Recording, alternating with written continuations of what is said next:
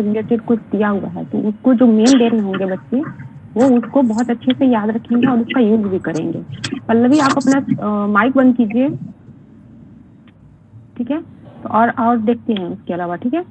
देखते हैं जैसे कल एक डिसीजन आया हुआ है जो 5 सदस्यीय संविधान पीठ का गठन हुआ था अनुच्छेद 370 को लेकर, ठीक है। तो उसमें उनका कल फाइनल डिसीजन आया गया और पूर्वी भारत में बिहार के सीवान जिले के आंध्र प्रखंड को शीर्ष स्थान मिला है, ठीक है। पूरे कंट्री में ये सीवान के जो प्रखंड है आंध्र प्रखंड, उसको शीर्ष मतलब रैंकिंग दिया गया है, तो इसको याद रखेंगे, ठीक है।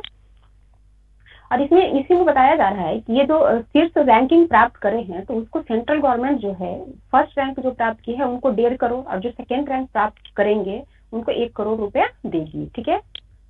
नेक्स्ट देखते हैं कि इसमें भारतीय मूल की एक है, अमेरिकी नागरिक है, रिजुल मैनी, ये मिस इंडिया यूएसए का खिताब जीता है। तो कभी कभी पूछ लेते हैं तो इनका नाम आपको याद रखना होगा, ठीक है। नेक्स्ट देखते हैं कि जलवायु संकट के बीच दुनिया को भूख से बचाने के लिए संयुक्त राष्ट्र जो है एक रोड मैप तैयार किया है। तो इस रोड मैप की क्या खासियत है वो देखते हैं हम लोग। रोड मैप के अनुसार 2030 तक मांस उत्पादन से मीथेन उत्सर्जन में 25%, ठीक है, इसको ये 25% मीथेन उत्सर्जन को सीमित करना है, ठीक है। उसके बाद भोजन की बर्बादी को आधा करना है, ठीक। मछली पालन का अस्थायी प्रबंधन करना है और साथ ही सभी के लिए पीने योग्य जल उपलब्ध कराना इत्यादि इसमें शामिल किया गया है। और इसी में बताया गया है कि मांस उत्पादन से पूरा जो मीथेन का इमिशन होता है उसमें वो उसका जो भाग है वो 10% है। तो ये डाटा भी आप लोग याद रखेंगे, ठीक है। ये काफी इंपॉर्टेंट रोड मैप है यूएनए को द्वारा, तो इसको याद रखेंगे कि क्या क्या शामिल किया गया है इसमें, ठीक है। नेक्स्ट देखते हैं, हम लोग देखे होंगे कि बिहार में एक काफी महत्वाकांक्षी योजना चलती है गंगा जल आपूर्ति योजना, ठीक है। इसका पहला चरण तो शुरू हो गया है, उस पर क्वेश्चन बीपीएससी बना भी चुकी है। अब इसका दूसरा चरण चल रहा है, ठीक है। दूसरे चरण में नवादा शहर में ये जो गंगा जल है उसको पहुंचाया जा रहा है, ठीक है। तो नवादा शहर में गंगा जल पहुंचाने के लिए 15 दिसंबर को सीएम द्वारा इसका उद्घाटन किया जाएगा। तो ये डेट याद रखेंगे क्योंकि डेट से संबंधित ये लोग पूछे थे बीपीएससी में, ठीक है। और हर शहर का अलग अलग ये लोग उद्घाटन करते हैं, तो अलग अलग डेट आपको याद रखना होगा क्योंकि पिछले बार नालंदा के लिए पूछ दिए थे और अधिकतर बच्चों ने वहां पे गलत बना के आ गया था क्योंकि सबको गया वाला याद था अधिकतर को, ठीक है। तो ये डेट याद रखेंगे 15 दिसंबर,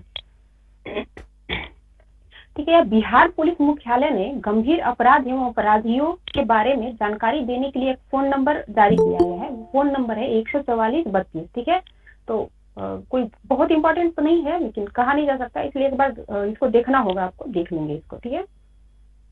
फिर आप लोगों ने देखा होगा कि कुछ दिन पहले एनसीआरबी का रिपोर्ट आया था, तो उसमें एक और डेटा उभर के आ रहा है बिहार के प्रति, ठीक। तो इसी एनसीआरबी रिपोर्ट यानी जो 2022 के लिए जारी किया गया था, तो उसमें बताया गया है कि बिहार में 8,898 लोगों की मृत्यु हुई थी तथा 7,068 लोग जो थे घायल हुए थे। तो इसमें बताया जा रहा है कि दुर्घटना के शिकार होने वालों में ज्यादातर जो है पैदल और बाइक सवार हैं, ठीक है। और उसके बाद इसी में बताया जा रहा है कि अधिकतर जो मृत्यु हुई थी ओवर स्पीड के कारण 4,868 लोगों की मृत्यु हुई थी और लापरवाही से वाहन चलाने के कारण 3200 लोगों की मौत हुई थी। और इसी में बताया गया है कि सर्वाधिक मौतें जो हैं शाम के 6 से 9 बजे के बीच हुआ था। तो आप लोगों ने प्रीवियस ईयर देखा होगा तो आपको याद होगा कि ये एनसीआरबी के रिपोर्ट पर ही इन्होंने पूछ दिया था कभी कि सर्वाधिक मौतें जो बिहार में हुई थी किस टाइम में हुई थी। तो याद रखेंगे ये शाम 6 से रात्रि 9 बजे के बीच सर्वाधिक मौतें हुई है बिहार में, ठीक है। नेक्स्ट देखते हैं कि केंद्रीय योजनाओं को 10 वर्ष की अवधि में बिहार में जो है 55 लाख से ज्यादा आवास निर्माण हुआ है। जो केंद्रीय योजनाएं यहाँ पे चल रही है जैसे इंदिरा आवास, प्रधानमंत्री आवास योजना, तो इसमें जो है पिछले 10 वर्षों में 55 लाख से अधिक घरों का निर्माण किया गया है यहाँ पे गरीबों के लिए, ठीक है। तो इसमें डेटा आया है कि इस दौरान जो है यहाँ पे मतलब 2014 से लेकर 2023 तक यहाँ पे कुल 12,37,000 मकान बनाया गया है गरीबों के लिए और सबसे अधिक आवास जो बनाया गया है वो गया जिले में बनाया गया है।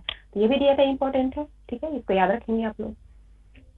नेक्स्ट देखते हैं कि दुबई में जो आयोजित हो रहा था अपना COP28, इसमें बिहार की कृषि रोड मैप, यहाँ की जो मृदा संरक्षण योजना है जो गवर्नमेंट द्वारा चलाई जाती है, साथ ही जलवायु अनुकूलन कृषि, ठीक है, और साथ में जैव खेती को अंतर्राष्ट्रीय पटल पर बहुत सहारा गया है। मतलब ये जो बिहार गवर्नमेंट की जो योजनाएं चलाई जा रही है, जैसे जल जीवन हरियाली हुआ, मृदा, उसके अंतर्गत जो मृदा संरक्षण हुआ, फिर हर ये क्या बोलते हैं, जो अपना कृषि रोड मैप जो कंटिन्यू आ रहा है उसमें जो प्रगति हो रही है, तो उसको अंतर्राष्ट्रीय लेवल पे काफी सराहना मिल रही है और साथ ही कई देश जो है इस मॉडल को अपनाने का बात भी कर रहे हैं। ठीक है, और नेक्स्ट इसमें देखो जैसे बिहार मतलब सबमिट हो रहा है, यहाँ पे बिजनेस सबमिट हो रहा है कल और परसों होगा, तो उसके कारण बहुत सारा उद्योग से संबंधित डेटा आ रहा है। और आप लोगों ने देखा होगा कि 68वीं में एक उद्योग पर फुल क्वेश्चन पूछा था इन्होंने मेंस में। तो अभी जो ये डाटा आ रहा है उसको बहुत अच्छे से कलेक्ट करके रखिएगा। हो सकता है ये लोग पूछे, अभी पूछ ले, 69 में भी पूछ ले, हो सकता है 70 में भी पूछे, क्योंकि अब ऐसा नहीं कहा जा सकता है कि अभी पूछ लिया तो नहीं पूछेंगे, ये लोग रिपीट कर रहे हैं क्वेश्चन। तो ये डाटा को कलेक्ट करके रखेंगे, कोई बुक में आपको नहीं मिलेगा ये। ठीक है, तो अभी देखेंगे यहाँ पे बताया जा रहा है कि बिहार में 11 औद्योगिक क्षेत्र हैं, जिसमें 24 लाख वर्ग फीट में प्लग एंड प्ले शेड विकसित किया गया है। और एक जो शेड है वो 50 वर्ग मीटर में है। ठीक है, और ये जो वर्क शेड बनाया जा रहा है उसको जो रेंट पे देती है गवर्नमेंट, मात्र 4 से 8 रुपए वर्ग फीट प्रति माह के हिसाब से वो रेंट पे देती है, और लोग उसको लेकर रेंट पे वहां पे अपना बिजनेस शुरू करते हैं। तो ये कंट्री में सबसे सस्ता जो औद्योगिक क्षेत्र में रेंट देने, मतलब रेंट पे अवेलेबल कराने का जो है सबसे सस्ता बिहार गवर्नमेंट कराती है। तो ये भी काफी मतलब अच्छा है इनिशिएटिव गवर्नमेंट का, तो इसको याद रखेंगे। और जब उद्योग से संबंधित क्वेश्चन रहेगा तो इसका वहाँ पे यूज किया जाएगा। ठीक है, अब कुछ योजना जो गवर्नमेंट चला रही है, जैसे उद्यमी योजना है, और उद्यमी योजना जो है बहुत अलग अलग कैटेगरी में चला जाता है, तो उसका डेटा है अभी जो मेन दे रहे होंगे उसका यूज वहाँ पे आप लोग करेंगे ही करेंगे। जैसे बिहार की ग्रोथ दिखाना हो गवर्नमेंट क्या कर रही है, तो वहाँ भी इस डेटा का यूज होगा। और उद्योग संबंधित अगर पूछता है तो वहाँ भी होगा। तो यहाँ पे देखते हैं उद्यमी योजना विभिन्न प्रकार की जो चलाई जा रही है, उसमें गवर्नमेंट जो है किस तरह से कितना कितना लोगों को ऋण दे रही है।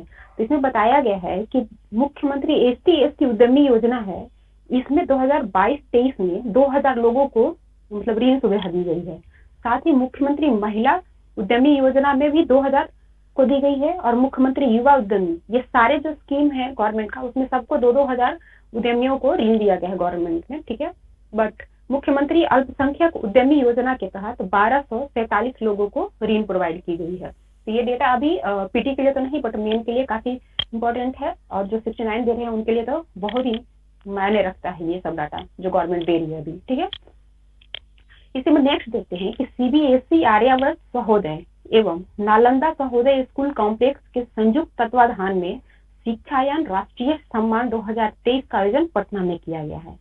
ये जो आयोजन किया गया है, इसमें 6 राज्यों के 101 प्राचार्यों को सम्मानित किया गया है। तो ये जो ये सम्मेलन था उसका नाम याद रखेंगे, कहाँ आयोजित हुआ है ये याद रखेंगे, और कौन कौन संस्था मिलकर इसको आयोजित की है वो याद रखेंगे। ये रिसेंट का है और कुछ अलग सा है, तो ये पूछ सकते हैं पीटी में। ठीक है, नेक्स्ट देखते हैं कि एक मॉर्निंग कंसल्ट द्वारा एक रैंकिंग जारी की गई है वर्ल्ड नेताओं की। तो उसमें बताया गया है कि पीएम मोदी फिर से एक बार फिर से वो 20 में सबसे लोकप्रिय नेता के रूप में उभरे हैं। ठीक है, तो इनका जो अप्रूवल रेटिंग है 76% है। तो इसमें एटलीस्ट 5 जो ऊपर से हैं उनको याद रखना होगा। तो इसमें पहले हैं नरेंद्र मोदी, जिनकी अप्रूवल रेटिंग है 76%, और ये इंडिया से है। दूसरे नंबर पे आते हैं एंड्रेस मैनुअल, ये मैक्सिको के हैं, और इनका 66% है अप्रूवल रेटिंग। तो हो सकता है डिफरेंस भी पूछ दे कि पहले और दूसरे स्थान पे जो है मतलब नेता हैं उनके अप्रूवल रेटिंग में कितना डिफरेंस है, तो 10%, ये भी याद रखेंगे। ठीक है, सीधे डेटा नहीं रखना है, उसको एनालाइज करते हुए चलना है। ठीक है, तीसरे नंबर पे है एलन बॉर्सेट, ये स्विट्जरलैंड के हैं और उनकी अप्रूवल रेटिंग 58% है। ठीक है, चौथे नंबर पे आते हैं लुइस लूला, ब्राजील के हैं, ये 49% अप्रूवल रेटिंग के साथ। पांचवे पे आते हैं एंथनी अल्बनीज, ऑस्ट्रेलिया के हैं, 47% है। तो कम से कम ये 5 का आप लोग याद रख लेंगे, क्योंकि पूछने का जो ट्रेंड हुआ है तो ये डिफरेंस पूछ सकते हैं। ठीक है, तो आज इतना ही था न्यूज में। और वो जो मेन दे रहे होंगे ना, वो टेलीग्राम पे बिहार के बहुत सारी योजना पोस्ट किया है मैंने आज, तो उसको आप लोग लिख लेंगे और देख लेंगे और यूज करेंगे 69 मेंस लिखने में सेकंड पेपर में। ठीक है, चलिए आज का हो गया। तो आप लोग अगर बताना चाहे तो बताइए। ठीक है, ये बताइए कि जो सुप्रीम कोर्ट जो अभी 370 को वैध बनाया है, तो उसमें क्या डेट दिया गया है जिसमें वो बोले हैं कि जम्मू कश्मीर में आपको इलेक्शन करा लेना होगा एक राज्य के रूप में? 30 सितंबर 2024। जी, बहुत बढ़िया। ठीक है। और किन्होंने यहाँ पे सत्य एवं सुलह आयोग के गठन का मतलब प्रस्ताव रखा है? किनके द्वारा रखा गया है ये? संजय कौल। हाँ, संजय कौल। ठीक है। और किस अनुच्छेद के तहत ये जो 370 धारा है वो राष्ट्रपति के द्वारा हटाया गया है? 270(3). 370(3). 370(3). सॉरी। ठीक है। 370 में ही एक सब आर्टिकल है, उसी में ये उनका मतलब ये हटाने का प्रक्रिया भी वर्णित था, जिसके तहत इन्होंने 370 को वहां से हटाया है। ठीक है। और इन्होंने कितने दिन तक सुनवाई किया और किस डेट को ये डिसीजन आया है कि ये जो गवर्नमेंट डिसीजन ली है संसद के माध्यम से वो वैध है? 16 दिन तक सुनवाई चला था और 30 सितंबर तक हो गया था और फिर कल उन्होंने सुनाया है फैसला। 11 दिसंबर को ये डिसीजन दिया है उन्होंने। ठीक है। ठीक है। और ये एमपी के विधानसभा अध्यक्ष कौन बनेंगे, मतलब बनाए गए हैं, बनेंगे क्या? नरेंद्र सिंह तोमर। नरेंद्र सिंह तोमर। ठीक है। और ये जो विकसित भारत एट 2047 का जो उद्घाटन किया गया है वो किस डेट को किया गया है और इसका आयोजन कहाँ किया गया है स्टेट में, ये बताइए। नई दिल्ली में किया गया है, प्रधानमंत्री मोदी ने किया है और आज ही किया है, 11 दिसंबर को। और ये जो राज्य के विधानसभा में इसका आयोजन किया गया है और उन्होंने वीडियो कॉन्फ्रेंसिंग के माध्यम से इसका उद्घाटन किया है और संबोधित किया है। ठीक है। ठीक है। और ये पहला खेलो इंडिया गेम का उद्घाटन किनके द्वारा किया गया? खेल मंत्री है अनुराग ठाकुर। इंदिरा गांधी स्टेडियम। जी, इंदिरा गांधी। और इसमें कितनी स्पर्धाओं का आयोजन किया जाएगा? 7। ठीक है। इसको भी याद रखिएगा, स्पर्धाएं कितने हो रहे हैं उसको याद रखना होगा। ठीक है। और ये बताइए कि ग्लेशियर मतलब सियाचिन ग्लेशियर पर नियुक्त होने वाली पहली मेडिकल स्टाफ के रूप में किनका मतलब नियुक्ति किया गया वहां पे, नाम बताइए उनका। फातिमा वसीम। ठीक है। और आकांक्षी प्रखंड प्रोग्राम के तहत, ठीक है, देश में पहले नंबर पे कौन आया है प्रखंड के रूप में? सिवान जिला का है। हाँ, सिवान का नाम आदर जिला प्रखंड सॉरी, जिला नहीं प्रखंड। ठीक है। और फर्स्ट जिला के रूप में आकांक्षी जिला के रूप में किस रैंकिंग किन्होंने हासिल किया है? उड़ीसा के हैं ये बताइए।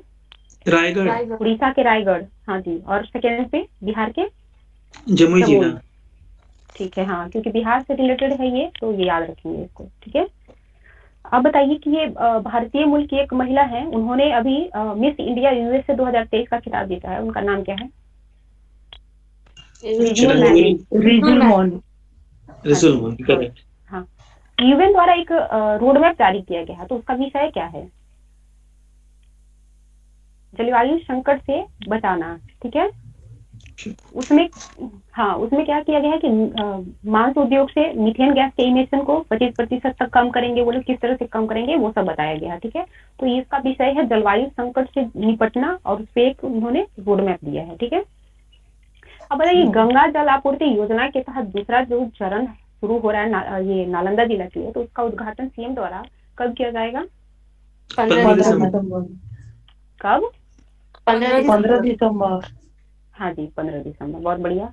और एनसीआरबी रिपोर्ट के अनुसार बताइए कि बिहार में कितने मतलब दुर्घटना हुआ जिसमें लोगों की मौत हुई? 8,898। ठीक है। इसमें बताइए कि सर्वाधिक जो मौतें हुई, ठीक है, वो किस टाइम में हुआ है? शाम 5 से 6। 6 से 9 के बीच में, शाम में। ठीक है।